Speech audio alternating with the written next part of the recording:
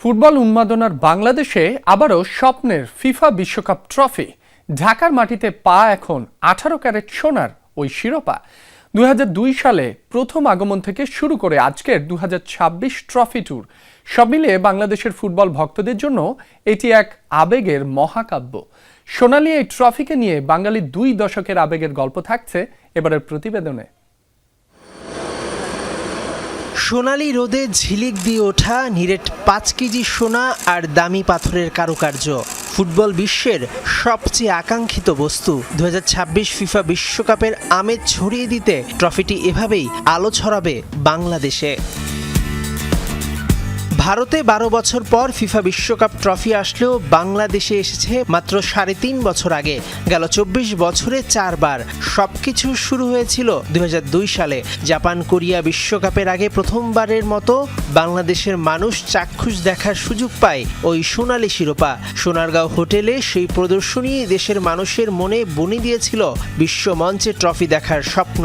তবে তখন social media না থাকায় মানুষের মাঝে এত ছবি তোলার হিড়িক ছিল না। এরপর 2013 সালে ব্রাজিল বিশ্বকাপের আগে যখন দ্বিতীয়বার ট্রফি আসে, তখন উত্তাল রাজনৈতিক পরিস্থিতির মধ্যেও ভক্তদের উন্মাদনা ছিল তুঙ্গে। হোটেলের বলরুমে কাচের বাক্সে বন্দি সোনালী ট্রফিটির সাথে একটি ফ্রেমবন্দি ছবি হতে পারাই ছিল সে সময়কার সেরা প্রাপ্তি। ঢাকার জাতীয় স্টেডিয়ামে বড় পর্দার মাধ্যমে ট্রফিটি লাইভেও দেখানো হয়েছিল।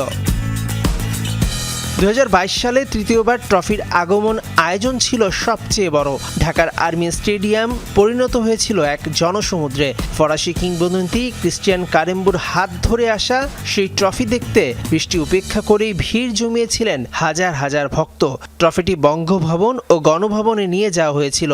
এছাড়া সাধারণ দর্শকদের জন্য বনানীর আর্মি স্টেডিয়ামে একটি বিশাল কনসার্ট ও ট্রফি প্রদর্শনী অনুষ্ঠানও ছিল।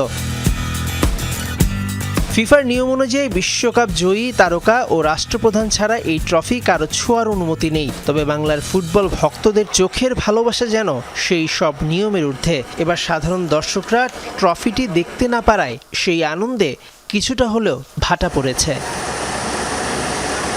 মেহেদি নাইম, যমুনা স্পোর্টস, ঢাকা।